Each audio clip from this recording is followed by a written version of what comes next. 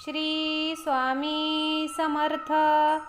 आजचा हा स्वामी संदेश टाळू नकोस. जर तू हा संदेश ऐकलास तर भाग्यवान ठरशील. तुझ्यावर कुठलंच संकट येणार नाही. मी तुझ्यासाठी काही खास योजना आखून ठेवल्या आहेत, ज्या तुझ्या आयुष्यात सुख, समृद्धी आणि आनंद घेऊन येतील, असं स्वामी महाराज आपल्याला सांगत आहेत. मित्रांनो, चांगलंच होणार आहे हे गृहीत धरून चला.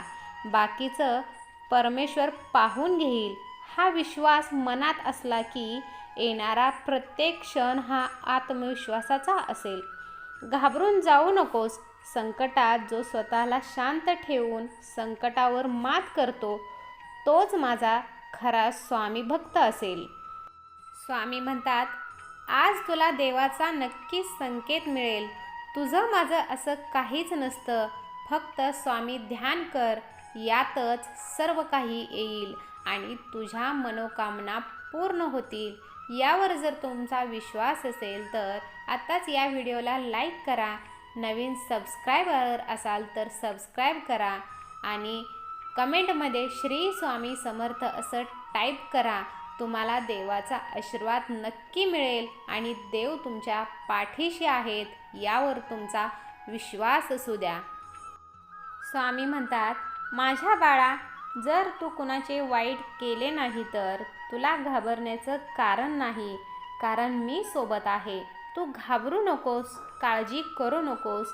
मी सदैव तुझ्या पाठीशी आहे. तुझं जीवन आता पुढील मार्गावर जाणार आहे. तुझ्या आयुष्यात आनंद येणार आहे. लवकरच तुम्हाला याची प्रचिती देखील येईल.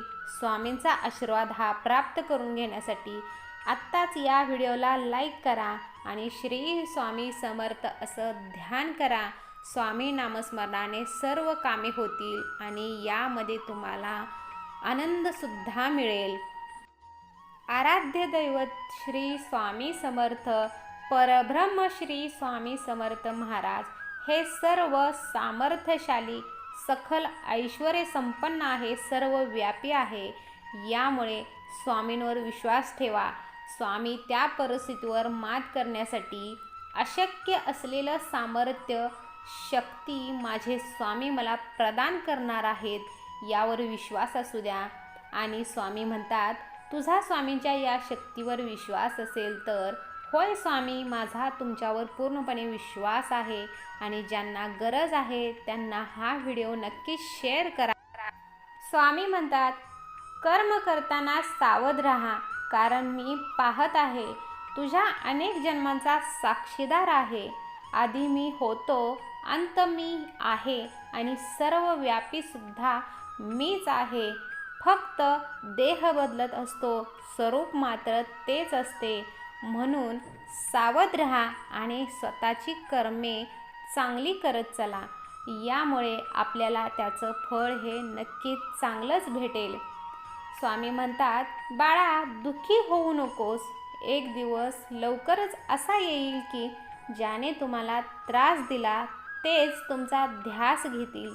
जे तुमच्याबद्दल कडवे वाईट बोलत होते तेच तुमचे गुण गातील आणि जे तुमची निंदा करत होते तेच तुमची प्रशंसा करतील. त्यामुळे शांत राहा आणि त्या वेळेला तोंड देण्याची ताकद ठेवा. स्वामी म्हणतात, तुमचा या शक्तीवर विश्वास आहे ना, मग घाबरता कशाला? घाबरू नका, शांत राहा आणि त्या वेळेला तुम्ही काय करता हे महत्त्वाचे आहे. त्यामुळे येणाऱ्या वेळेबद्दल कधीही विचार करू नका. जी वेळ सध्या चालू आहे त्या वेळेला तोंड द्यायला शिका. चांगलंच होणार आहे हे मनात धरून चला. बाकीचं बघण्यासाठी मी स्वतः आहेच.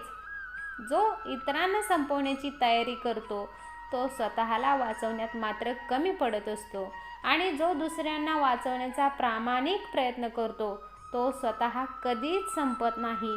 हीच नियती आहे आणि नियती एकामागून एक येत राहते. माणसाला दुसऱ्याची वाट लावता लावता स्वतःची वाट केव्हा लागते हे सुद्धा कळत नाही. म्हणून दुसऱ्याची वाट लावण्यापेक्षा स्वतः चांगल्या वाटेला लागा. स्वामी म्हणतात, कुणाची वाट लावण्यापेक्षा दाखवण्याचे कार्य करा. माणसाचा दर्जा हा जात आणि त्याच्या पैशावरून ठरत नसतो, तर तो त्याच्या विचारावरून ठरत असतो. त्यामुळे विचार हे चांगले ठेवा आणि दुसऱ्यांबद्दल कधीही वाईट मनात विचार येऊ देऊ नका. धर्म कोणताही असू द्या, कर्म चांगले ठेवा, कारण शेवटी हा हिशोब कर्माचाच होत असतो. माझ्या बाळा, तुझी वृत्ती शुद्ध आणि उद्दिष्ट योग्य असेल तर भिवू नकोस. कोणत्या ना कोणत्या रूपात मी तुला नक्कीच मदत करत राहील आणि सदैव मी तुझ्या सोबतच आहे. भिवू नकोस, मी तुझ्या पाठीशी आहे. हा स्वामींचा आपल्यासाठी संदेश आहे.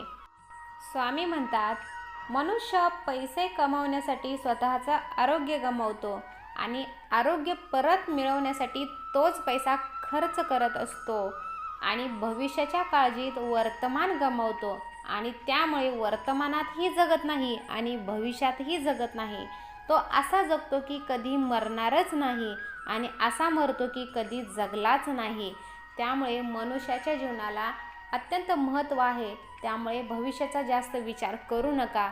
वर्तमानात चांगलं राहा, चांगलं आरोग्य कमवा आणि चांगले विचार ठेवून कर्म करत चला. प्रत्येकाच्या आयुष्यात काय लिहून ठेवले आहे हे स्वामीशिवाय कोणालाही माहीत नाही. म्हणून आयुष्याचा जास्त विचार करू नका. स्वामींची केलेली कोणतीही सेवा कधीही वाया जात नाही. प्रत्येक सेवेचे फळ स्वामी महाराज देतातच. म्हणून स्वामींवर विश्वास ठेवा. काही वेळ उशीर होईल, बहुतेक स्वामी परीक्षा घेत असतात, पण सेवेचे फळ ते देतातच हे निश्चित आहे. निस्वार्थ वृत्तीने केलेली सेवा स्वामींना खूप प्रिय असते आणि तेथे आपल्याला काही मागायचीही गरज नसते. स्वामी स्वतःहून आपल्याला भरभरून देतात. तुम्हाला तुमच्या जीवनात चमत्कार हवा असेल तर स्वामींना तळतळीने पुकारा. इतक्यात तळमळीने स्वामी नाम घ्या की डोळ्यातून भक्ती अश्रू आले पाहिजेत आणि तुमची तळमळ स्वामीपर्यंत नक्कीच पोहोचेल आणि तुमच्या जीवनात चमत्कार होईल आणि या चमत्काराचे तुम्ही नक्की भागीदार व्हा. तुमची सर्व कामे मार्गी लागतील. वाईट प्रसंगातून तुम्ही बाहेर पडाल आणि संकटांना सामोरे जाण्याची ताकदसुद्धा तुम्हाला स्वामीपासूनच मिळेल. तुमचा स्वामी शक्तीवर विश्वास आहे ना? मग आत्ताच या व्हिडिओला लाईक करा. श्री स्वामी समर्थ असं टाईप करा. तुमच्याही मनात असा प्रश्न येतो का? आपण प्रत्येकाचं मन जपत राहायचं, ह्याला काय वाटेल, त्याला काय वाटेल, दुसऱ्यांच्या सुखाचा आनंदाचा विचार करायचा.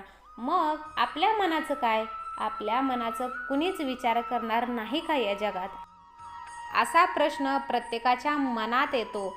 अशा वेळी फक्त स्वामींचा चेहरा डोळ्यासमोर आणा. कुणीतरी आहे आपला विचार करणारा, ज्याला आपलं दुःख वेदना दिसतात आणि यावर जर तुमचा विश्वास असेल तर तुम्ही स्वामी नामस्मरण करत राहा. संकटांना ताकद देण्याची, त्यांना तोंड देण्याची शक्ती आपल्याला आपोआप मिळेल. अशा परिस्थितीत तुमच्याही डोळ्यासमोर खंबीरपणे स्वामींचा चेहरा येतो का? येत असेल तर मला कमेंट करून नक्की कळवा. तुमचं उत्तर ऐकायला मला नक्की आवडेल. श्री स्वामी समर्थ.